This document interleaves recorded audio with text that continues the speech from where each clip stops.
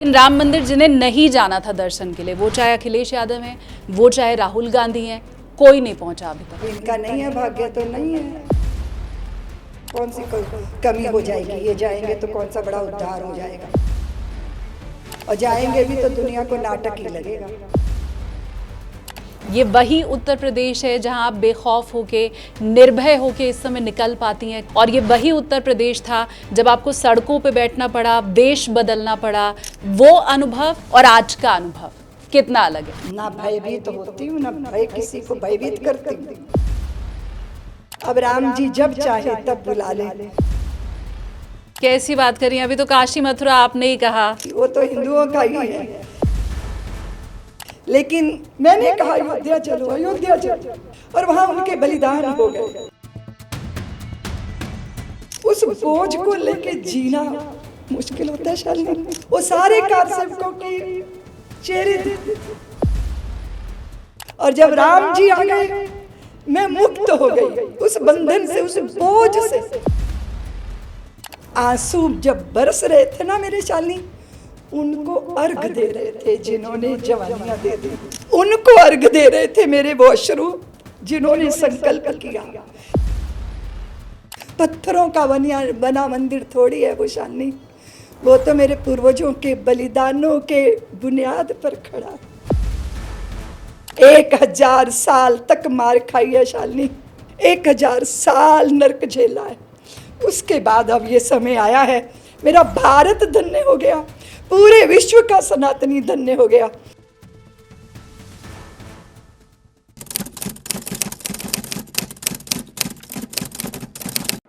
Hello everyone, अपनी कुर्सी की पेटी बांध लीजिए क्योंकि आप देखना शुरू कर चुके हैं take off with SKT. SKT यानी कि मैं शालिनी कपूर तिवारी। साध्वी रितंबरा के साथ हुए पॉडकास्ट का पार्ट 1 हम आपको दिखा चुके हैं, आज पार्ट 2 की बारी है। लंबी चली इस चर्चा में राम मंदिर आंदोलन की हर एक बात साध्वी रितंबरा ने हमें बताई है। शुरुआती दिनों से लेकर आज तक की हर गाथा आपको सुनने मिलेगी। कैसे पुलिस को उन्होंने छकाया, किस तरह से उनके साथ कई लोग जुड़े, कैसे अलग अलग वेश उन्हें धारण करना पड़ा। कभी सड़क पर वो बैठी, कभी गरीबों का उन्होंने शक्ल अख्तियार करी, और इन सब के बाद राम मंदिर आज बनकर तैयार है। अब इस पूरी यात्रा में उनके साथ अटल बिहारी वाजपेयी हो, लाल कृष्ण आडवाणी हो, मुरली मनोहर जोशी हो, या देश के मौजूदा प्रधानमंत्री नरेंद्र मोदी हो, उन सब का क्या योगदान रहा, उन्होंने क्या कहा, कैसे अपना अपना रोल निभाया, ये सारी बात आज के पॉडकास्ट में आपको पता चल जाएगी। आगे मैं बढ़ूं उसके पहले आप लोगों से वही अपील दोहरा दूं कि अगर आपने चैनल को अभी तक सब्सक्राइब नहीं किया है तो प्लीज आप सब्सक्राइब कीजिए। हमारा 1 मिलियन सब्सक्राइबर का पहला माइलस्टोन बहुत नजदीक उसके हम पहुंच गए। अब बस आगे आपके और सहयोग की हमें जरूरत है। और चलिए आगे बढ़ते हुए अब मैं देती हूँ वोटिंग पास, करते हैं हम स्वागत और सुनते हैं राम मंदिर आंदोलन की पूरी कहानी साध्वी रितंबरा की ज़बानी।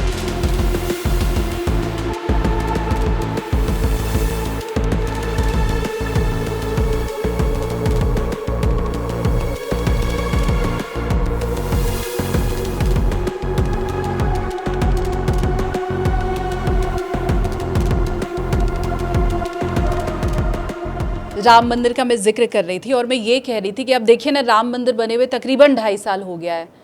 जनवरी 2024 के बाद अब हम 2026 में बात कर रहे हैं, लेकिन राम मंदिर जिन्हें नहीं जाना था दर्शन के लिए, वो चाहे अखिलेश यादव हैं, वो चाहे राहुल गांधी हैं, कोई नहीं पहुंचा अभी तक।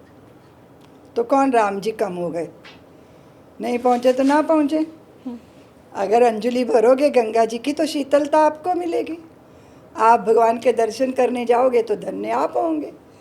तो आप नहीं पहुँचे तो कौन सा फ़र्क पड़ गया? करोड़ों करोड़ों लोग पहुँच रहे हैं, पिपासु पहुँच रहे हैं, मुमुक्षु पहुँच रहे हैं, प्रभु के प्रेमी पहुँच रहे हैं, भक्त पहुँच रहे हैं। आँखों भीगी हुई आँखें राम लल्ला का दर्शन करके अपने पुरखों को जो है उनका तर्पण कर रही हैं।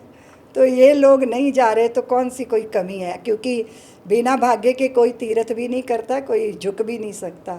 शालिनी, आप क्या सोचती हैं? मंदिर बन जाएंगे तो क्या सब दर्शन करने चल जाते हैं? लोग तो गंगा किनारे बैठ के गंगा जी को अंजलि में तक नहीं लेते हैं। तो अब इनका नहीं है, भाग्य तो नहीं है। अब कौन सी कमी हो जाएगी? ये जाएंगे तो कौन सा बड़ा उद्धार हो जाएगा, और जाएंगे भी तो दुनिया को नाटक ही लगेगा। क्योंकि पहले जैसे जिन्हें ऊपर जैकेट पे डाल डाल के दिखा रहे थे कि हम हिंदू हैं, तो क्या लोगों को मूर्ख समझ रहे हो कि आप क्या समझ रहे हो? सबको सब जनता जानती है। लेकिन क्या होता है ना शालिनी, कई बार नेता क्या सोचते हैं, वो ना जनता को वो बैल की तरह सोचते हैं, पता है? जैसे कोल्लू का बैल नहीं होता, तो कोल्लू का बैल ऐसे गोल गोल गोल गोल घूमता रहता है। तो एक ना दार्शनिक टाइप का आदमी चला गया एक कोल्लू पे तेल लेने के लिए के पास, तो उसको बहुत हैरानी हुई कि भैया ये जो बैल है ये अपने आप ही घूमे जा रहा है, भारत में तो बिना हाके कोई नहीं चलता, ये बैल बिना हाके चल रहा है। तो ने कहा मैंने इसको एक बार हाँक दिया तो ये सोच रहा है कि मैं इसके पीछे पीछे हूँ, इसलिए चलता रहता है चलता रहता है। उसने कहा अरे ये बैल को दिखता नहीं है, वो इधर उधर देखता नहीं है। तो उसने कहा भैया मैंने उसकी आँखों में साइडों में पट्टियाँ लगा रखी हैं, उसे आगे ही दिखता है, साइड में नहीं दिखता। तो दार्शनिक शालिनी, वो तो उसके पीछे पड़ गया हाथ धो के। वो कहते हैं यार मतलब ये चलता चलता अगर रुक जाएगा तो तुम्हें कैसे पता चलता है, तुम तो दूसरे कामों में लगे। तो उसने कहा भैया बैल मैं नहीं हूँ, वो है, मैंने उसके गले में घंटी लटकाई है, वो चलता है तो घंटी बजती है, वो रुकता है तो घंटी बजना बंद हो जाती है, और मैं समझ जाता हूँ कि ये रुक गया, मैं फिर दौड़ के आता हूँ, फिर इसको हाँक देता हूँ, फिर ये घंटों चलता रहता है। अब दार्शनिक वो कहते हैं यार ऐसा भी तो हो सकता है बैल खड़ा खड़ा गर्दन हिलाता रहे और घंटी बजती रहे। तो वो बोला कि ऐसा है तेल लो और यहाँ से चलते बनो, अगर तेरी बात बैल ने सुन ली ना तो सब सत्यानाश हो जाएगा मेरे धंधे का। तो ये जनता को इन्होंने अभी तक ऐसा ही समझा, आँखों में पट्टियाँ लगा दी और गले में घंटियाँ लटका दी। लेकिन आपका ये व्यवहार आपका पोषण करता रहा, पर मेरे राष्ट्र को जितना बड़ा नुकसान इन पापियों ने पहुंचाया है। तो ये सब ड्रामा करने से कुछ नहीं होगा, आप आओ या ना आओ। और एक बात स्मरण रखिएगा शालिनी, हमें लगता है कि नेता के पीछे जनता चलती है, नहीं, जनता जनार्दन है, वो आगे चलती है, पीछे नेता चलता है। और मेरे देश की जनता जनार्दन हो चुकी है शालिनी, इसलिए भारत का उत्कर्ष ही उत्कर्ष है। आप राहुल गांधी और अखिलेश के लिए तो ये बात कह सकती हैं, लेकिन उसी राम मंदिर की प्राण प्रतिष्ठा के समय तमाम शंकराचार्यों ने भी उसका बहिष्कार किया और वो तक मंदिर नहीं गए, उन्हें किस कैटेगरी में ठहराएंगे? नहीं, मैंने सबसे पहले तो आपको किसी नेता का नाम लेके कुछ भी नहीं बोला। आपने कहा कि वो लोग नहीं गए तो मैंने कहा कोई कमी नहीं है, जाएंगे तो अपना आनंद है, नहीं जाएंगे तो नहीं जाएंगे। उस समय तिथि को लेके अन्य बातों को लेके कुछ विचारधारा में ऐसा था। सबसे पहली बात है जो शंकराचार्य भगवान है जो पीठों पे बैठे हैं उनके बारे में मुझे कुछ भी बोलने का अधिकार नहीं है। मैं बहुत अकिंचन हूँ, छोटी हूँ, वो पीठ मेरे लिए आदरणीय है, लेकिन सबके आशीर्वाद हैं, जो हो गया उसके लिए सब आह्लादित हैं, आनंदित हैं। कौन कब आया कौन कब आएगा ये अलग का विषय है। अब मैं आपके अनुभव के ऊपर आऊँगी। ये वही उत्तर प्रदेश है जहां आप बेखौफ होके, निर्भय होके इस समय निकल पाती हैं, कहीं भी आ जा पाती हैं, और ये वही उत्तर प्रदेश था जब आपको सड़कों पे बैठना पड़ा, देश बदलना पड़ा, दुख झेलना पड़ा, गोलियों की आवाज़ सुननी पड़ी। वो अनुभव और आज का अनुभव कितना अलग है? शाली डरती तो मैं तब भी नहीं थी। ठीक बात। डरा कभी नहीं। भय ना किसी को देते हैं ना किसी का झेलते हैं, ना भयभीत होती हूँ ना भय किसी को भयभीत करती हूँ। उस समय चुनौतियाँ थी, आंदोलन था, देश की प्रांत की सरकारों को लगता था कि भाई मुसलमानों की हमें आरती उतारनी है, हिंदुओं को जगाने वाली ये लड़की कहाँ से आ गई, कुचल डालो इसको, इसके ऊपर मुकदमे चलाओ, यार कौन है ये, ख़त्म करो इसको। ऐसी उनकी चाह थी। लेकिन मेरे राम जी चाहते थे कि मैं देश को, प्रदेश को, राम के रणबांकुरों को, राघव के धनंजयों को और माधव के रणंजयों को जगाती जाऊं। तो चलता रहा। आज हम आनंदित हैं। तब भी निर्भय होके रहते थे, अब भी निर्भय होके रहते हैं। तब हम अभाव से ग्रस्त थे, तब हमारे आराध्य का स्थान सूना था, वो टाट में थे, अब वो भव्य मंदिर में हैं। इसलिए हम हृदय से समृद्ध हो गए हैं। हमारे भीतर की दरिद्रता दूर हो गई शालिनी। हमारी जिंदगी का जन्म लेना, माँ की कोख से जन्म लेना, साधुओं के शरण में आना, भगवा पहनना, और उस समय जब मैं बोलती थी अपने लिए गंदी बातें सुनना, अपमान झेलना, ये सब कुछ अब मिठास में बदल गया, क्योंकि मेरे 500 साल के पुरखों का तप पूर्ण हो गया। मेरे भारत की वो स्त्रियां जिन्होंने बाल नहीं बांधे थे, उनकी चोटियां गुथ गईं शालिनी, उसमें पुष्प सज गए। और मेरे राम भक्त जिन्होंने कभी पनाही नहीं पहनी, चप्पलें नहीं, जूते नहीं पहने, उनके पैरों का श्रृंगार हो गया। और मेरी वो माताएं जिनकी कोख के लाल कार सेवक रक्त का प्रवाह जिनका सरयू में बह गया, उनकी कोख भी सार्थक हो गई। इसलिए हमारी अंदर की दरिद्रता दूर हो गई शालिनी, हम समृद्ध हो गए। अब राम जी जब चाहे तब बुला लें, क्योंकि अब करने के लिए कुछ नहीं है। कैसी बात करी, अभी तो काशी मथुरा आपने ही कहा। काशी मथुरा तो है ही, वो तो हिंदुओं का ही है, लेकिन अब जिसको जो अंदर विषाद लेके घूमते थे ना शालिनी, बहुत अजीब होता है जब आप पूरे देश को पुकार पुकार के बुलाओ, आओ हमारे राम जी का मंदिर बनाना आओ, फिर आए मेरे देश के तरुण, हमारे आह्वान पर आए। मैंने कहा अयोध्या चलो, अयोध्या चलो, और वहाँ उनके बलिदान हो गए। उस बोझ को लेके जीना मुश्किल होता है शालिनी। और जब ये निर्णय आया, मैंने कहा कि मेरे पास पानी रख दो, पता नहीं विपरीत आया तो कैसा रहेगा, अनुकूल आया तो कैसा रहेगा, उसको कैसे झेलूंगी, ऐसी दशा थी। इतने सालों तक मैं बच्चों के काम में लग गई, एकांत में रही। अब साध आया मन में, विषाद आया, वो सारे कार सेवकों की चेहरे दिखते थे। और जब निर्णय आया, मैं हल्की हो गई, और जब राम जी आ गए, मैं मुक्त हो गई उस बंधन से, उस बोझ से। उसको अंदर किसी को व्यक्त नहीं कर पाते शालिनी। बहुत पीड़ाएं, बहुत दुख, बहुत कष्ट, बहुत दर्द ऐसे होते हैं जिनके लिए शब्द कम होते हैं। हम उन सब से निकले हैं। यही अपराध बोध था। कितने लोग चले गए, विरक्त श्रोमणी पूज्य वामदेव जी महाराज चले गए, माननीय अशोक सिंघल जी चले गए, आचार्य गिरिराज किशोर जी चले गए, योगी जी के गुरुदेव चले गए, कितने सारे लोग इस दर्द को लेके चले गए। उनका एक एक पल पीड़ा देता था। आज जब रामलला आ गए तो लगता है कि वो कितने धन्य हो रहे होंगे, क्योंकि रात दिन नहीं देखा। शालिनी, मुझे टाइफाइड चढ़ा होता था, बुखार, बार बार टाइफाइड चढ़ रहा है, एक बार ख़त्म हो रहा है, फिर कोर्स कर रही हूँ दवाइयों का, फिर दोबारा हो रहा है, फिर तिबारा हो रहा है, पूरा शरीर बेकार। 104 बुखार, 104 बुखार, और सामने 60-70 हज़ार लोग बैठे हैं। रितंबरा भाषण दे रही है, भाषण देते देते पसीना आ गया, बुखार उतर गया। बुखार उतरा, इतने में जाके थोड़ा सा विश्राम करती हूँ, कार्यकर्ता आते हैं, फलानी जगह सभा है, लोग परेशान हैं, तुम नहीं जाओगी तो कैसे होगा। रात के 12 बजे उठकर जाती हूँ, प्रतीक्षा करती, 8-8 घंटे मुंबई जैसे शहर पर 9-9 घंटे प्रतीक्षा करती, जनता को संबोधित करती हूँ। रात के 2:30 बजे वापस आती हूँ, सुबह 4 बजे उठकर फिर निकल जाती हूँ। दिन क्या है, रात क्या है, समय क्या है, 25 रातें ट्रेन में, सारी रात, सारा दिन भाषण। लोग कहते थे होगा, हमने कहा होगा। कौन सी शक्ति थी? रितंबरा में तो दम नहीं है, मेरे पास तो दम नहीं था।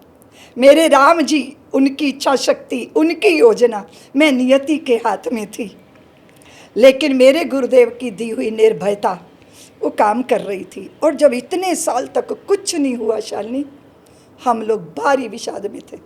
हाँ, हम कर्मण्येवाधिकारस्ते मा फलेषु कदाचन को अनुभव करते हैं और थोड़ा विचार भी करते हैं, पर है तो हम मनुष्य ना, क्योंकि हमने पुकार पुकार के सबको बुलाया था। उनकी जवानियाँ सार्थक हो जाएं, उनके तप सार्थक हो जाएं।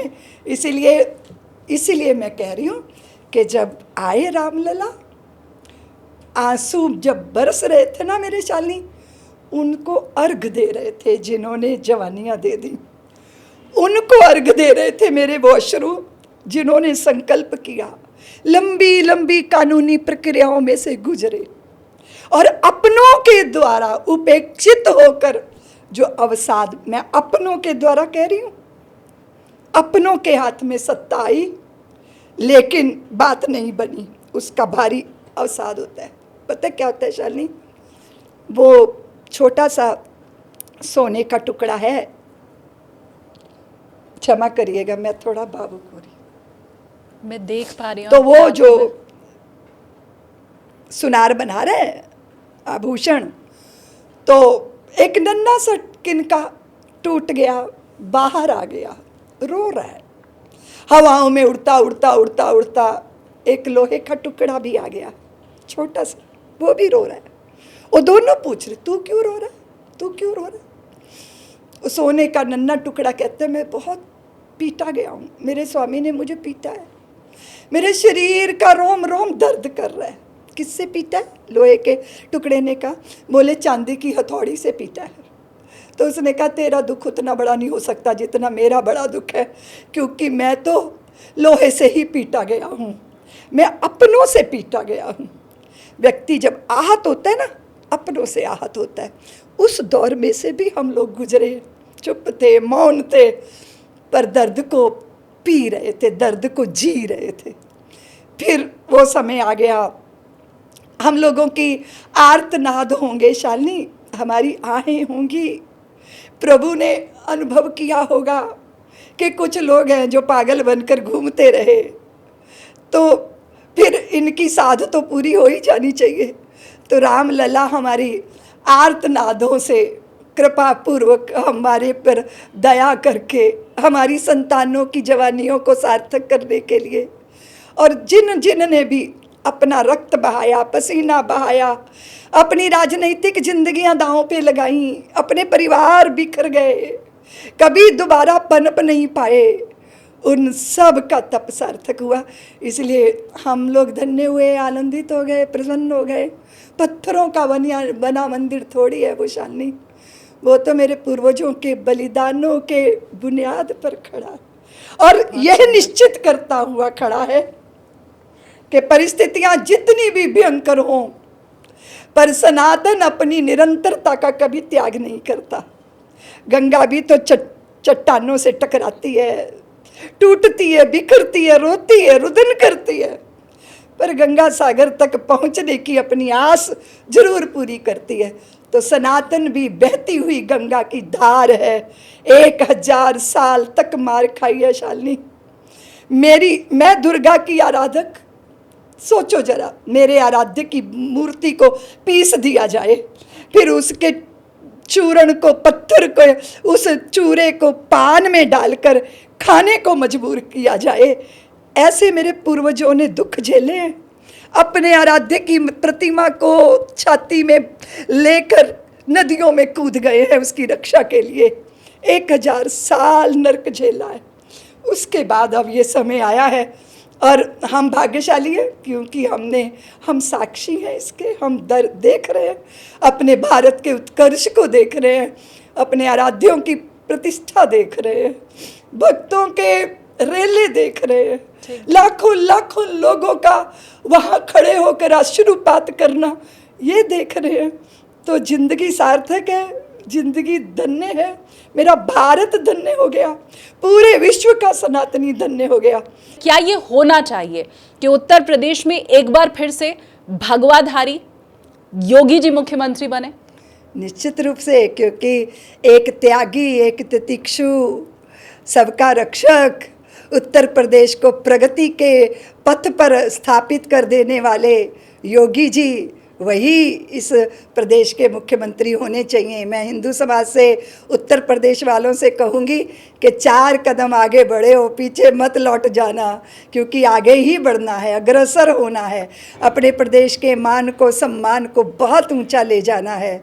और सबसे बड़ी बात है निर्भयता, गुंडों से मुक्ति, भूमाफियों से मुक्ति, उनसे बहुत ज़रूरी है। इसीलिए ऐसा त्यागी व्यक्ति मिला है, छोड़ना मत, चरण पकड़े रहना, क्योंकि इससे क्या होगा कि इस देश के अंदर जो एक प्रवाह बना है, एक हम बहुत अपमानों से गुजरे हैं शालिनी, हमने बहुत विष के घूंट पीकर यहाँ तक पहुँचे हैं।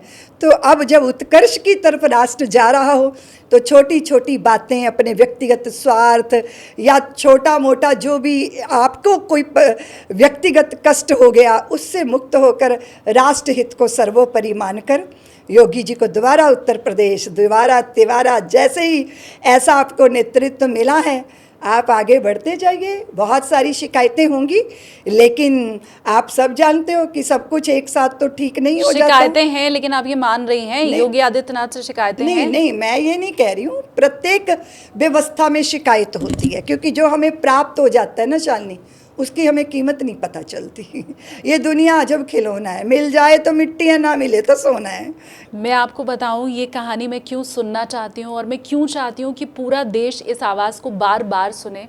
एक वो वक्त था जब आपके कैसेट बिका करते थे, ये आवाज़, ये दर्द, ये लगातार लोगों के कानों में पड़ती रहनी चाहिए, क्योंकि जब अगली पीढ़ी आती है ना, तो वो पुरानी पीढ़ी के संघर्ष को भूल जाती है। जब अगली पीढ़ी आती है, मैंने कहा अगले साल उत्तर प्रदेश में चुनाव है, जब नया वोटर खड़ा होता है दीदी माँ, तो उसको ये नहीं मालूम होता है कि उनके पुरखों ने क्या झेला है। वो अपने अधिकार की फिर बात करने लगते हैं। वो ये कहते हैं कि ये हमारा अधिकार है और वो सरकार से हमें मिलना चाहिए। इसलिए ये टीस, ये दर्द, ये बातें हर पीढ़ी तक पहुंचना जरूरी है, वरना राम मंदिर तो बच्चे जाएंगे, वहां शीश जरूर नवाएंगे, लेकिन उसकी बुनियाद कैसे खड़ी हुई, और ये दर्द, ये पीड़ा, आपके अश्रु जो मैंने देखे, वो लोग भूल न जाएं, उन दर्द को, अपने पुरखों के दर्द को भूल न जाएं। इसलिए मैं ये कहानी सुनना चाहती थी। और इन्हीं कहानी में आप ही के जितने साथी रहे हैं, वो चाहे लाल कृष्ण आडवाणी जी हों, चाहे मुरली मनोहर जोशी जी हों, वाजपेयी जी हों, उनके लिए अब की पीढ़ी ये कह देती है कि उनको तो नकार दिया गया, उन्हें तो किनारे लगा दिया गया। उनका बलिदान क्या रहा, उनका सहयोग क्या रहा, क्या वो आपको ऐसे ही आगे बढ़ाते थे? और 22 साल की बच्ची के अंदर, 22 साल आपकी उम्र थी उस समय, ये इतनी हिम्मत कहाँ से आ रही थी? कौन दे रहा था? लोग तो दबाते होंगे, बिठाते होंगे कि अरे नहीं नहीं ये बच्ची है, इसको हटाओ, किसी बड़े को आगे भेजो। ऐसा नहीं होता था? ऐसा होता है कि जैसे नियति आपका उपयोग करती है ना, तो वैसा साहस आ जाता है, सामर्थ्य आ जाती है, संकल्प की शक्ति आ जाती है। तो भगवान की योजना थी, इसीलिए हम वैसे भी शव तो है। हम लोग जब साधु बनते हैं तो अपना पिंड दान कर देते हैं, तो हमारे गुरुदेव कहते हैं कि वैसे भी तो मुर्दे ही हैं, और वैसे भी तो अपना पिंड दान किए बैठे हो, टमाटर कब तक बचाओगे? उनकी सब्जी बने तो किसी की भूख मिटे, तो शरीर की काया की माया कब तक रहेगी? काया की माया तो मिट जाएगी, पर श्री राम का सत्य तो शाश्वत है। उसके लिए झोंक दो स्वयं को, मेरे गुरुदेव का आदेश, उनका मार्गदर्शन, और बस बहते रहे। और पूरे भारत की मिट्टी, और शालिनी जब भी कभी भारत के किसी भी कोने में चली जाती हूँ ना, पुराने लोग मिले, रितंबरा तुम तब आई थी यहाँ, ऐसी सभा हुई थी, हमने इतनी प्रतीक्षा की थी। पूरे देश में भाषा, चाहे वो दक्षिण हो, चाहे वो उत्तर हो, चाहे पश्चिम हो, चाहे पूर्व हो, भाषा की दीवारें ध्वस्त हो गई थी। मैं तो हिंदी बोलने वाली, हाँ। पर लाखों लाखों लोग इकट्ठे राम जी के नाम पर। सोशल मीडिया नहीं था, हाँ। और उस समय राजनीतिक अनुकूलताएं नहीं थीं। सब भारत सनातन के विरोधी लोग भारत में छाए हुए थे, लेकिन फिर भी श्री राम के प्रति आस्था, लाखों लाखों लोग इकट्ठे हो जाते थे। इस तरह करके प्रवास चलता था रात दिन। और हम लोग बीच में पुलिस जगह जगह, उत्तर प्रदेश पे मेरे पे प्रतिबंध, हर जगह प्रतिबंध। अभी मैं पता नहीं कहाँ गई, नौगांव के पास कहीं गई, कानपुर देहात, तो एक व्यक्ति ना आ गया, उसने मेरी फ़ोटो दे दी मुझे, फ़ोटो मेरी, तो वो उस समय की फ़ोटो, राम नामी चादरें ओढ़ी। मुझे वो पूरी कहानी याद आ गई कि उत्तर प्रदेश में मेरे पे प्रतिबंध लगा था। तो मैं एक ऐसे हरे रंग का सूट पहने भेष बदले हुए थी, और पुखराया एक जगह है, तो वहाँ मेरी सभा थी। तो ये हुआ सभा तो कर ही नहीं, पर पुलिस पुलिस ही पुलिस चारों तरफ। और मेरे गुरुदेव की गाड़ी में मैं थी, तो कार्यकर्ता आ गए, उन्होंने कहा कि इतनी जनता इंतजार कर रही है, अब मैं हरे सूट में कैसे वहाँ पहुँचती। तो कार्यकर्ता शालिनी वहाँ ना मार्केट से जाके 3-4 रामनामी चदरिया ले आए। अब पूरी चादर मैंने मुंह पे इधर ऐसे लपेट ली अपना, वो भेष छुपाने के लिए 3-4 चादरें लपेट के, और मैं मंच पे प्रकट हो गई। और फिर खूब मैंने जय श्री राम भाषण दिया। इतनी जनता एकत्रित हो गई, और फिर वहाँ से ऐसे लगा कि पुलिस सब पकड़ लेगी। एक चैलेंज होता था कि गिरफ्तारी नहीं देनी, क्योंकि गिरफ्तार होके अगर बंद हो जाएंगे तो फिर जागरण का काम कैसे होगा। तो बड़ी चुनौतियाँ होती थी, वेश बदलना। ये जो कानपुर है, इसके पास एक डोहरू नाम की जगह है, उस गुफा में मैं कितने दिन तक छुपी रही। फिर वहाँ से पता चला कि पुलिस यहाँ दबिश देने आ रही है। तो शालिनी मैंने क्या किया, एक वहाँ पे श्रमिक स्त्री थी, मैंने उसको कहा तेरी सबसे चमकीली साड़ी कोई है। उसने कहा चमकीली साड़ी, वो दुल्हन वाली साड़ी ले आई, उसके ब्याह की साड़ी थी। अब वो साड़ी पहनकर मैं डोहरू, छोटा सा स्टेशन है, घूंघट काट के बैठी रही। कितने घंटे? 3 घंटे। पुलिस दगड़ दगड़ इधर जा रही है। मैं तो वहाँ दुल्हन बनी, घूंघट काढ़े, वो इधर उधर ढूंढते रहे। गुफा से मैं निकल ही गई थी। आज भी है वो गुफा जहाँ मैंने शरण ली थी। इसी तरह मध्य प्रदेश के अंदर महोबा के पास जोराहा गांव में 10 दिन तक मैं उस कोठड़ी में छुपी हुई थी, जिसमें घर की रसोई का धुआं आता रहता था। पर उन घर वालों को और गांव को नहीं पता था कि मैं वहाँ छुपी हुई हूँ। फिर बाद में मुझे टीकमगढ़ ले गए, समाचार आता था कि यहाँ से निकल जाओ पुलिस आने वाली है, यहाँ से निकल जाओ पुलिस आने वाली है। इस तरह के चैलेंज थे, और करते होता चला गया। और मेरे गुरुदेव ने मंत्र दिया था कि यह तो बतलाओ कौन यहाँ है जिसे प्राणों से प्यार नहीं है, मगर जगत में जुड़ा शुरू से, मित्र कहाँ संघार नहीं है, मृत्यु क्या है वस्त्र बदलना, कुछ पल का विश्राम साथियों, जीवन एक अखंड पर्व है, साधारण त्योहार नहीं है, जीना सबसे बड़ी कला है, लेकिन ये एक अटल सत्य है कि मरने से डरने वाले को जीने का अधिकार नहीं है। इसलिए निर्भयता सबसे बड़ी बात है, प्रलोभन से मुक्त होना और निर्भय होना। अगर 2 गुण आपके पास हैं तो दुनिया की कोई ताकत आपको रोक नहीं सकती। तो रितंबरा को भी कोई नहीं रोक सकता था। और दूसरी बात है, मैंने देखा, चाहे पुलिस वाले हों चाहे कोई भी हों, देख लिया कि साध्वी जा रही हैं, उनको पकड़ने भेजा गया है, लेकिन उन्हें लगता था कोई नहीं, निकल जाने दो। अच्छा, वो आपका साथ देते थे? दे देते थे। अब इग्नोर कर दिया, देख लिया। हाँ। तो अब हमारा लखनऊ के अंदर मंच तोड़ दिया। लखनऊ में मैं सभा करने गई तो वहाँ हमारा मंच तोड़ दिया गया। जब मंच तोड़, सारे कार्यकर्ताओं को गिरफ्तार कर लिया। तो अब मैं पहुँच गई वहाँ, मैं कॉलेज की छत पे चढ़ के भाषण देना शुरू कर दिया। तो भाषण हो गया, लोग कई बार डरते भी हैं, इकट्ठे भी हुए सब। तो मैं और मेरी गुरु बहन, बाद में अब किसी के घर हम जा नहीं सकते, सारे कार्यकर्ता जेल में थे, हम बस अड्डे पे बैठे हैं चुपचाप, अब कहाँ जाएंगे। मेरी गुरु बहन थी साक्षी चित्रा, हम लोग छोटी उम्र के थे सब। तो जैसे ही पुलिस लगा कि बस अड्डे पे पुलिस हमें ढूंढ रही है, तो हम डर गए। मैंने क्या किया, एक भिखारन बैठी थी, उसका कंबल ओढ़ लिया, वो मुझे देखे और मैं उसके साथ सट के, खूब सर्दी का मौसम था। बाद में मेरी गुरु बहन को, वो बड़ा अधिकारी था, नाम नहीं लूँगी, वो आए, शालिनी 4 रोटियां पकड़ा गए, बोले भूखी होंगी, खा लेंगी। क्या ड्यूटी पे रहकर तो जिम्मेदारी निभानी है, लेकिन जब वर्दी उतर गई, घर पे आप जाते हो तो दिमाग में तो आता है कि कहाँ होंगी, कैसी स्थिति में होंगी। तो 4 रोटियां 4 के साथ कर गए थे। बहुत संघर्ष थे, लेकिन पता नहीं कैसे हो जाता था। मैं ललितपुर गई शालिनी, पूरे घर को, मोहल्ले को घेर लिया, और इतने मेरे कार्यक्रम थे, मैंने उस गांव की जो घर की बहू थी ना, उसके बच्चे से कर ली दोस्ती। कितना सा था, इतना उसको लाड लड़ाया। 1-1.5 साल का लड़का था। शाली, मैंने उसकी पहनी साड़ी निकाला, घूंघट उसका छोरा गोदी में लेके पैदल पैदल पैदल पुलिस रात तक उस घर को घेरे रही। मैं तो जाने कब से कहाँ तक कहाँ निकल गई। वो बच्चा बाद में वापस लौटाया गया। फिर किसी कार्यकर्ता के स्कूटर पर बैठकर मैं उधर से फिर दूसरी जगह झांसी पहुंच गई थी। इस तरह करके इतनी घटनाएं हैं। पता है, इतने लंबे लंबे बाल थे मेरे। ये विश्वास नगर में, शाहदरा में मेरे गुरु भाई, उनको सतपाल भूटानी, उनके घर में मैं थी। तो वहाँ पुलिस आ गई तो कि पहले तो मोहल्ला घेरते हैं, फिर घर को घेरते हैं, फिर घर के फ़ोन के कनेक्शन काटते हैं, बिजली का कनेक्शन काटते हैं। इतना उत्पीड़न पुलिस करती रही है।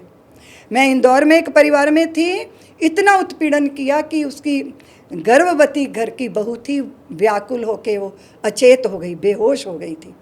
तो यहाँ जब मैं शाहदरा के अंदर ऐसा हुआ, शाली कैंची पकड़ के बड़े बड़े बाल मेरे सब होम कर, इतना छोटे छोटे, जैसे वो सेना नहीं अपना वो बना लेती, हाँ, सैनिक, आर्मी कटिंग वाला, यूं यूं वो कटिंग वाला, क्या वो कैंची से सारे बाल काट के पैंट शर्ट पहनकर मोटा सा लगाया काला चश्मा, निकल गई वहाँ से। और कभी कोई का रिक्शा पकड़ूंगी या किसी के स्कूटर पे बैठूंगी, ऐसे करते करते करते ऐसी जाने कितनी घटनाएं घटी हैं। नागपुर में मुझे मंच पे कह दिया गया कि भाषण के बाद आपकी गिरफ्तारी है, पुलिस तैयार खड़ी है। और मैं जहाँ से निकलना था ना, मतलब मंच से भाषण देके, इतनी बड़ी सभा थी।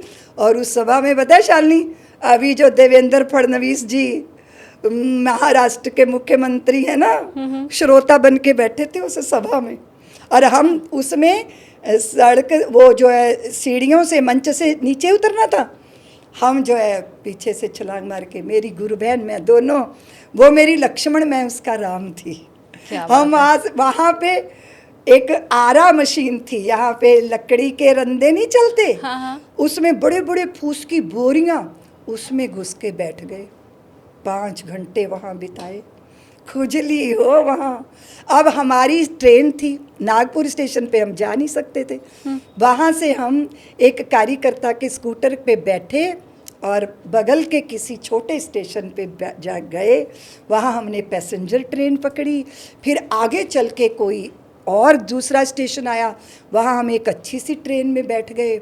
अब जैसे ही मुझे वो जाना होता है ना, हाँ। तो मैं बाहर निकली, हाँ। तो एक बोला, साध्वी जी। ओ, मेरा दिल धक से हो गया। हमने कहा हमें तो पहचान लिया। मैं तुरंत महिला कूपे में, पुलिस वाला था? नहीं, सामान्य व्यक्ति था। अच्छा। बोले साध्वी जी, और मैं वो महिला कूपे में चली गई।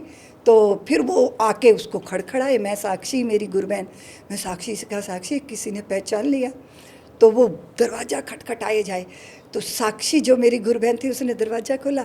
शराबी कहीं के, लड़कियों को छेड़ते हो, शर्म नहीं आती, यहाँ कौन सी साध्वी है। तो बाद में ना वो व्यक्ति हमें मिले, पता है कब मिले? 6 दिसंबर को अयोध्या में, हाँ। मंच पर जब बाबरी ढांचा गिर रहा था, तो वो आए, बोले साध्वी जी आपकी गुरु बहन तो बड़ी खतरनाक है, मुझे कहा शराबी। तो मैंने कहा कि आप कौन? तो वो थे विजया राजे सिंधिया जी जो थी ना, राजमाता, हाँ। उनके सेक्रेटरी थे। उन्होंने जब हमें भेष बदले देखा तो सोचा कि हमारी वो हेल्प कर दें।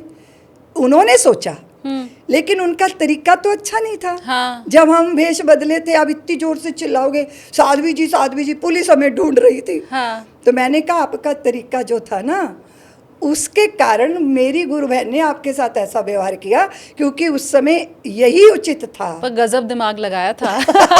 इसी की ज़रूरत थी उस समय ऐसा दिमाग लगाने की। और मैं तो कहूँगी वो कहते हैं ना, झांसी की रानी के लिए कि खूब लड़ी मर्दानी, वो तो झांसी वाली रानी थी। तो वही खूब लड़ी मर्दानी आपने, आपका और आपकी गुरु बहन का जो सारा किस्सा बताया है, तो वो बिल्कुल सटीक बैठता हुआ मुझे दिखाई दे रहा है। तो मतलब कैसे आप मेरे आंखों के सामने सारे दृश्य आ जाते हैं कि कैसे कैसे कब कब कैसे हुआ और हम कैसे सफल होते थे। हम एक भी सभा यहाँ पे उत्तर प्रदेश की सरकार कहती है रितंबरा उत्तर प्रदेश में आ नहीं सकती, और शालिनी मेरी एक सभा नहीं छूटी। मैं चैलेंज की तरह लेती थी और जनता को लगता था रितंबरा जरूर आएगी। क्या बात है। जनता भी प्रतीक्षा करती थी। ये मुझे लगता है उन लोगों के लिए नसीहत है या उन्हें सोचने की ज़रूरत है जो ये कहते हैं कि लड़कियां तो आज इतना आगे बढ़ गई हैं और पहले की जो लड़कियां थी वो ज़रा पिछड़ी हुई थी। आप देखिए मेरे सामने बैठी हुई हैं, पुलिस को छका दिया इन्होंने, अलग अलग वेश धरा इन्होंने। आप भिखारी से लेके माँ, इतनी छोटी उम्र में आप एक बच्चे की माँ का वेश आपने धारण किया, बाल सारे अपने मुड़वा दिए, अलग अलग गुफाओं में अलग अलग जगहों पर ये जो यात्रा पूरी बताई है। इसके बाद कोई कह सकता है कि भारत की लड़कियां अब आगे बढ़ी हैं?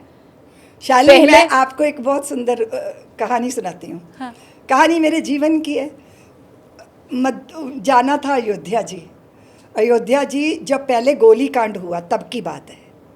गोली कांड 90 में हुआ ना, तब की बात है, सन 90 की बात है। मेरे गुरुदेव सारे सबको अयोध्या जी, मेरी गुरु बहन गुरु भाई सब अयोध्या जी जाना है, अयोध्या जी जाना है, क्योंकि कार सेवा का आह्वान था तो मुझे भी जाना था, पर मेरे ऊपर प्रतिबंध थे तो मैं कैसे जाऊंगी। मैं आपको फ़ोटो दिखाऊंगी मेरी। तो मैंने क्या किया, अपना एक नकली चोटी बनाई, फिरोजी रंग का सूट पहन के गोटे की चुनरी ओढ़ ली और मैं वहाँ पर अपने बिंदी विंदी लगा के, तो मोटा मोटा काजल लगा के, और उसी ट्रेन में मैं चढ़ गई। अब वहाँ पे पूरे ट्रेन के अंदर बातें हो रही हैं, अयोध्या मंदिर की बातें हो रही हैं। तो अयोध्या मंदिर की बातें हो रही हैं, अरे सब राजनीति है, सब पॉलिटिक्स है, कोई मंदिर बनना नहीं, जनता को यूं ही बहकाया जा रहा है, फुसलाया जा रहा है, ऐसे कुछ लोग बातें कर रहे थे।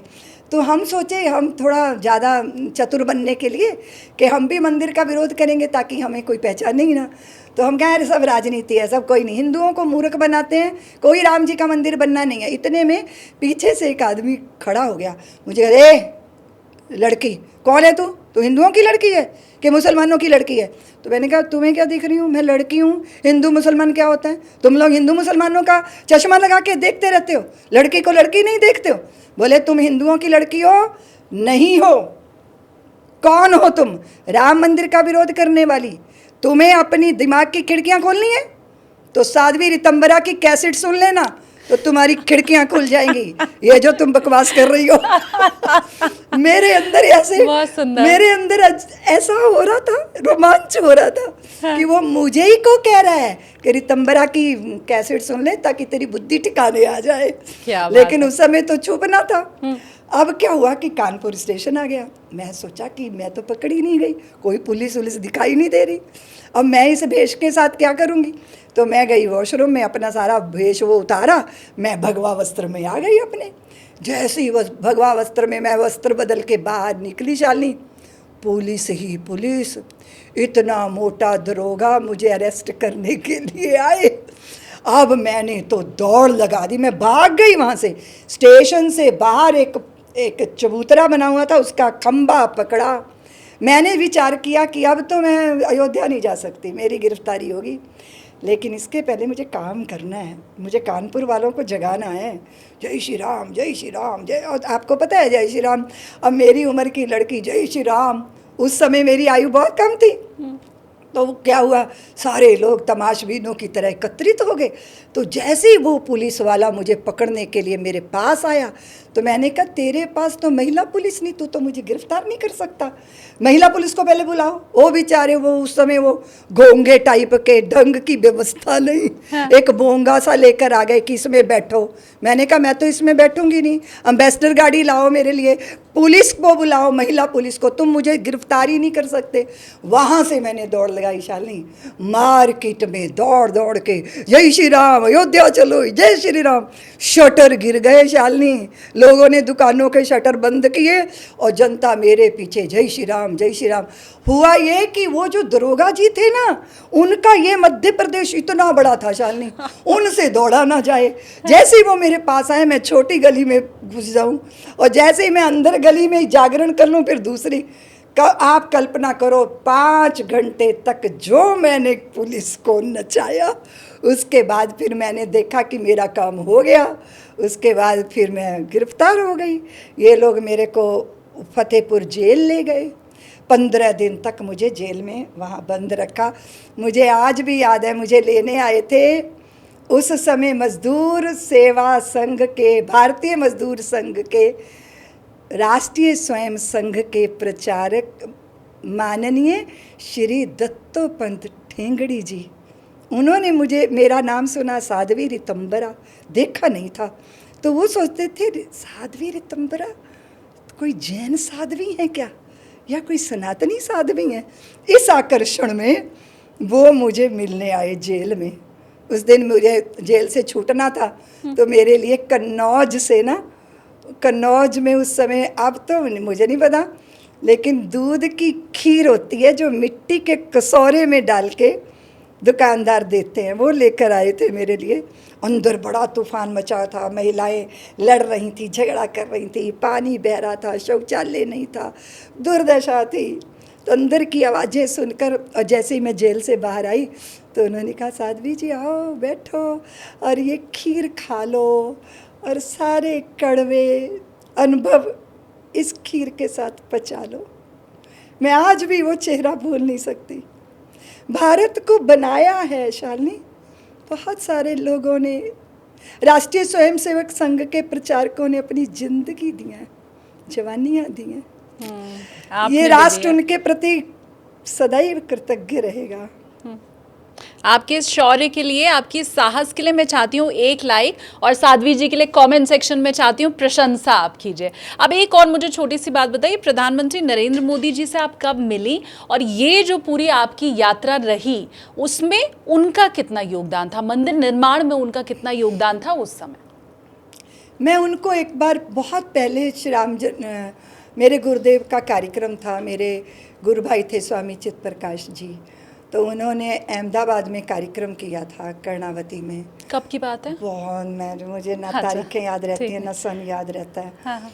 तो तब नरेंद्र भाई मेरे गुरुदेव से मिलने आए थे, तब मैं पहली बार उनसे मिली थी। तब उनसे मैंने गुजराती के कुछ शब्द सीखे थे। उसके बाद श्री राम जन्मभूमि के आंदोलन में भरूच में मेरा अभियान जब शुरू हुआ हिंदू जागरण का, तो भरूच से शुरू हुआ, तो उसका मंच संचालन हमारे नरेंद्र भाई कर रहे थे। मैं जिस मंच पे प्रवक्ता थी, तो वो सभाओं में आगे आगे चलते थे, हम लोग पीछे पीछे भाषण देते हुए चलते थे। फिर जब रामशिला का कार्यक्रम था, उन्होंने पूरी योजना बनाई थी कि रामशिला कैसे पूरे गुजरात में पहुंचेगी। एक उस समय साधन नहीं थे, पैसा नहीं था, सहयोग बहुत कम था, तो नरेंद्र भाई जो है अहमदाबाद के स्टेशन पर जिस भी तरफ ट्रेन जा रही थी उसी में 4-4 रामशिलाएँ रख के कार्यकर्ता को बैठा के, ताकि पूरे गुजरात में रामशिला पहुंच जाएं, ताकि पूरा हिंदू समाज उसका पूजन करे। उसके बाद बहुत सारी जगह पे, तब से लेके नरेंद्र भाई के साथ मेरा बहुत आत्मीय भाई बहन जैसा संबंध है। राखी बांधती हूँ रक्षाबंधन के दिन, तो ऐसा है। उनकी यात्रा जब वो संघ के प्रचारक रहे, फिर वो आडवाणी जी के साथ रथ लेकर चले, फिर मध्य प्रदेश वहाँ गुजरात में फिर वो मुख्यमंत्री बने। तो उसके बाद अब राजनीतिक जीवन में तो सबकी अपनी जिम्मेदारियां होती हैं, और मेरा काम मेरे गुरुदेव के साथ सत्संग इत्यादि सेवा, तो क्षेत्र तो अलग ही लग रहे पर देश। लेकिन ये बात भी लोगों तक पहुंचाना इसलिए ज़रूरी है साध्वी जी, क्योंकि बहुत से लोग ये कहते हैं कि राम मंदिर आंदोलन में तो नरेंद्र मोदी का कोई योगदान था नहीं, लेकिन जब शिलान्यास करना था और उसके बाद राम मंदिर की प्राण प्रतिष्ठा जब रामलला की थी, तो उसमें वो सबसे आगे चले गए, बाकी लोगों को पीछे छोड़ते हुए। तो ये बात आपकी उन लोगों के लिए मुझे लगता है नसीहत है, और उनके कान तक ज़रूर पहुँचनी चाहिए कि वो तो पहले दिन से लगे हुए थे, जैसा आपने बताया। असल में क्या है, श्री राम जन्मभूमि के आंदोलन में पूरा राष्ट्रीय स्वयंसेवक संघ, विश्व हिंदू परिषद, सारे अनुषांगिक संगठन, तो जो जिसका अगर संघ के आप प्रचारक हैं तो आप तो रात दिन लगेंगे ही। बहुत लोगों ने काम किया। दूसरी बात ये होती है, आपने पहले भी एक बात की थी माननीय हमारे मुरली मनोहर जोशी जी के बारे में, बहुत प्रखर हिंदुत्व के मूर्धन्य मूर्ति हैं वो। इसी तरह हमारे आदरणीय आडवाणी जी, साइट कर देना अलग बात होती है, पर किसी भव्य मंदिर की बुनियाद जो बनती है ना, शालिनी, बुनियाद के बिना अगर हम देखते हैं कि नरेंद्र भाई उस मंदिर के या किसी भी मंदिर के या किसी भी देवालय का कोई कलश है, कोई शिखर है, तो वो कलश या शिखर किसी आधार के बिना नहीं होते। आधार में जो रहता है ना, अंधेरा उसका भाग्य होता है, और अंधेरे उस भाग्य को वो स्वयं चुनता है। साधना पथ पर चले हम, बंधनों से प्रीत कैसी, हम शलभ जलने चले, अस्तित्व निज खोने चले हैं, और दीप बन जलना हमें है, दाह से फिर भीति कैसी। फिर जलने से कैसा डर, जब हमने तय कर लिया कि हम सागर के अतल से मिलेंगे, जब हमने तय कर लिया कि हम वृक्ष का पुष्प नहीं, हम पूरे अपने जीवन का वृक्ष धर्म दंड की ध्वजा धारण करने के लिए अर्पित कर रहे हैं, हमें मंदिर का आधार बनना है, तो मंदिर के आधार में रोशनी नहीं होती शालिनी, वहाँ अंधेरा होता है, और अंधेरा स्वीकार किया हुआ होता है। इसको आत्म विलोपी साधना बोलते हैं। और दूसरी बात है, समय का प्रवाह है। एक समय ऐसा था जब माननीय आडवाणी जी, उनको सुनने के लिए जनता उमड़ती थी, वो राम रथ लेकर चले, उस यात्रा को आगे बढ़ाया नरेंद्र भाई ने, लेकिन अब किसी को धकेल दिया, किसी को आगे कर दिया। मेरी दृष्टि में ऐसा नहीं है। हर समय हर पहलू में अपनी अपनी भूमिका सबने निभाई, इसलिए अकेले से नहीं होता। अकेले नरेंद्र भाई ने मंदिर नहीं बना दिया है, इसके पीछे कण कण सबका अर्पित हुआ है, संगठनों का, कार्यकर्ताओं का, कार सेवकों का, राम भक्तों का, सनातन जगत का, सब मिलकर ऐसा होता है। लेकिन अगर नरेंद्र भाई ध्वजा चढ़ा रहे हैं तो पूरा भारत ध्वजा चढ़ा रहा है, क्योंकि देश का प्रधानमंत्री नेतृत्व कर रहा है। वो व्यक्ति नहीं है, वो पूरा समाज है। इस तरह जब हम विचार करेंगे तो कौन पीछे रह गया, कौन आगे हो गया, कौन छूट गया, कौन आगे बढ़ गया, ये राजनीतिक दृष्टि से भले ही कोई आकलन करे, पर एक कदम मैं चली, एक कदम आगे फिर आप चले, मैंने आपको मशाल पकड़ाई, आपने आगे मशाल पकड़ाई, और अभी तो हमें आने वाली पीढ़ी को धर्म की ध्वजा पकड़ानी है, उन्हें इस योग्य बनाना है, और स्वयं आनंद लेना है कि हमारी पीढ़ियाँ, हमारी आने वाली भविष्य की, हमारी संतानें भारत भूमि के गौरव की, धर्म की ध्वजावाहक बने, भारत का गौरव बढ़ाएं। तो फिर कोई पिता पीछे छूट जाता है? कभी नहीं। कोई दादा पीछे छूट जाते हैं? कभी नहीं। वो हम में हैं, हम में हमारे पिता हैं, हम में हमारे पितामह हैं, और हम में हमारी आने वाली संतानें हैं। इसीलिए ना तो हम पहले नहीं थे, ना तो हम अब नहीं हैं, ना तो हम आगे नहीं होंगे, ये सवाल ही पैदा नहीं होता। हम अतीत में भी थे, हम वर्तमान में भी हैं, हम भविष्य में भी होंगे, क्योंकि हम शाश्वत हैं, हम सनातन हैं। शानदार। ये भाई बहन वाला कनेक्शन ही था क्या आपका और प्रधानमंत्री नरेंद्र मोदी का, जब 2008 में आप पहली शख्स थी जिन्होंने ये कह दिया था कि ये राष्ट्र नायक हैं। आपकी पारखी नज़र ने सबसे पहले ये बताया था कि ये खाली गुजरात के मुख्यमंत्री बन के सीमित नहीं रहने वाले हैं। तो वो भाई बहन वाला कनेक्शन था क्या जो आपने पहचान लिया था? नहीं, वो एक अलग होता है कि आप किसी संबंध में आत्मीयता होती है, लेकिन दिखता है कि भाई होना चाहिए। मेरे को तो थोड़ा उस समय रोष भी था कि जल्दी से नेतृत्व सौंपे, जल्दी से, क्योंकि देश के अंदर भगवा आतंकवाद कह के हमारी पूरी परंपरा का अपमान किया जा रहा था। तो लगता था कि कोई ऐसा व्यक्तित्व आए जो ले चले देश को आगे तक, सपने पूरे करे। अब मैं आपका ज़्यादा समय नहीं लूँगी, मैं अब लैंडिंग की तरफ आगे बढ़ते हुए, और हम कुछ रैपिड फायर राउंड करते हैं जिसमें हम शब्द देते हैं और ये कहते हैं कि आपको जो भी पहला ख्याल मन में आए वो आप कह दीजिए। तो मैं एक एक करके शब्द आपसे लूँ, लेकिन एक सवाल मेरा जो फ़ोन में लिखा हुआ है वो रह गया है, तो ये पहले मैं ले लूँ, फिर रैपिड फायर लेके मैं वाइंड अप करूँगी। वो सवाल ये कि उत्तर प्रदेश के अंदर इस समय हम ये देख रहे हैं कि दो भगवाधारियों की लड़ाई दिखाई दे रही है। हमने महाकुंभ में देखा कि एक तरफ शंकराचार्य अविमुक्तेश्वरानंद सरस्वती थे और दूसरी तरफ योगी आदित्यनाथ जी थे।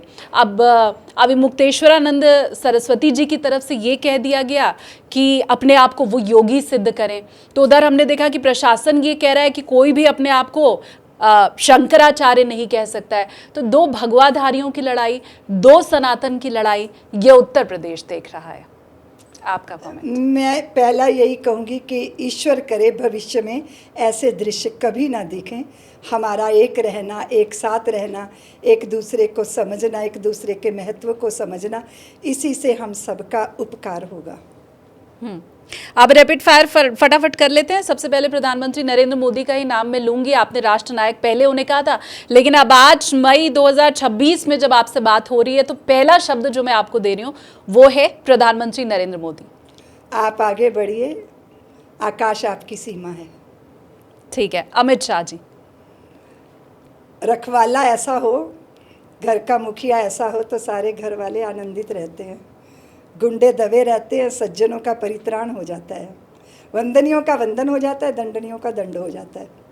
क्या बात है। योगी आदित्यनाथ? तेजस्वीता है, प्रखर सूर्य हैं, आर पार एक से हैं, और जहाँ कहीं निराशा आती है वहीं आशा की किरण बन के प्रकाशित हो जाते हैं। प्रभु श्री राम? प्रभु श्री राम हम भारतीयों का अपराजित पौरुष हैं। सर्वे भवन्तु सुखिना की भावना है। बहुत अच्छे पुत्र हैं, बहुत अच्छे पति हैं, बहुत अच्छे आराध्य हैं, तारक हैं, तारणहार हैं, और वो नहीं, उनका नाम उद्धार कर देता है। मेरे श्री राम पत्थर की अहल्याओं को समाज में स्थापित कर देते हैं, शबरियों के जूठे बेर खा के जातियों की दीवारों को ध्वस्त कर देते हैं, और अपनी भार्या जानकी के लिए वृक्षों से विह्वल होकर पूछते हैं, मेरी प्रिया कहाँ है, मेरी बल्लवा कहाँ है। वो ऐसे प्रेमी हैं कि सोने की लंका को पिघलाकर सागर में बहा देते हैं। अपनी भार्या, अपनी धर्मपत्नी, अपनी प्रिया के सम्मान की रक्षा के लिए लंका को भस्मीभूत कर देते हैं। मेरे श्री राम ऐसे हैं कि श्रीलंका के राक्षसों के बीच में भी, लंका के राक्षसों के बीच में भी भक्त विभीषण को हृदय से लगा लेते हैं। मेरे श्री राम ऐसे हैं कि भूमि पे गिरे हुए रावण को भी देखकर उनके गुण पहचान के लक्ष्मण को कहते हैं, जाओ युग का नायक विदा हो रहा है, जाके उससे कुछ सीख लो। मेरे प्रभु श्री राम ऐसे हैं जो कैकेयी को अपराध बोध से मुक्त करके दोनों माताओं के बीच में बैठा देते हैं। जब कैकेयी कहती है, राम मैं कुल कलंकनी हो गई, तो राम कहते हैं, माँ भरत जैसे संत को जन्म देने वाली माता, तुम कुल कलंकनी कभी नहीं हो सकती, क्योंकि अगर तुम ना होती माँ तो राम राम ही रहता, वो कभी ना पूरे भारत का हृदय जीत पाता। मेरे श्री राम, मेरे श्री राम, मेरे श्री राम। मैं भावनाएं आपकी समझ रही हूँ और व्यूवर भी समझ गया होगा, क्योंकि मैंने कहा था हम रैपिड फायर खेल रहे हैं, आपको एक लाइन में जवाब देना है। लेकिन जब प्रभु श्री राम की बारी आई तो मुझे लगता है मैं अगर चर्चा करूंगी तो आप एक अलग रामायण ही लिख देंगी, फिर वो एक लाइन में संक्षेप में नहीं बता पाएंगी प्रभु श्री राम के बारे में। अगला शब्द है काशी। काशी उद्धारक है, तारक है, और मेरे नंदी की प्रतीक्षा पूर्ण होने वाली है। मथुरा?